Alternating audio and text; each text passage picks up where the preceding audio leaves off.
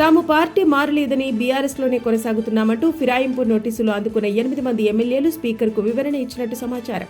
అభివృద్ధి పనుల కోసమే సీఎంను కలిశామని వారు స్పష్టం. 8 మంది ఎమ్మెల్యేలు మినహా కడియం శ్రీహరి, దానం నాగేందర్ మాత్రం సమాధానం ఇవ్వడానికి మరికొంత సమయం కావాలని స్పీకర్కు విజ్ఞప్తి. కుల ధృవీకరణ పత్రాలను సులభంగా పొందేలా నూతన ప్రక్రియకు శ్రీకారం చుట్టిన మీసేవ. బీసీ, ఎస్సీ, ఎస్టీ వర్గాలకు చెందిన వారు మీసేవ కేంద్రాల్లో నేరుగా ధృవీకరణ పత్రాలను పొందే అవకాశం.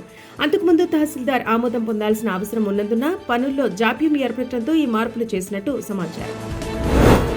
వైసీపీ సైన్యం ఎంత అరిచి గోలపెట్టినా తన కొడుకే వైఎస్ రాజశేఖర రెడ్డి వారసుడు అంటూ ఏపీసీసీ అధ్యక్షురాలు షర్మిల ఆసక్తికర వ్యాఖ్యలు. రాజారెడ్డి అని తన కొడుక్కి వైఎస్ రాజశేఖర రెడ్డి స్వయంగా నామకరణం చేశారని చంద్రబాబు చెబితే కొడుకు రాజకీయాల్లోకి వస్తున్నాడు అనటం తప్పుడు ప్రచారమని వెల్లడి. ఉపరాష్ట్రపతి ఎన్నికల్లో ఎవరు చెబితే ఆర్ఎస్ఎస్ వాదికి మద్దతిచ్చారో జగన్మోహన్ రెడ్డి సమాధానం చెప్పాలంటూ డిమాండ్.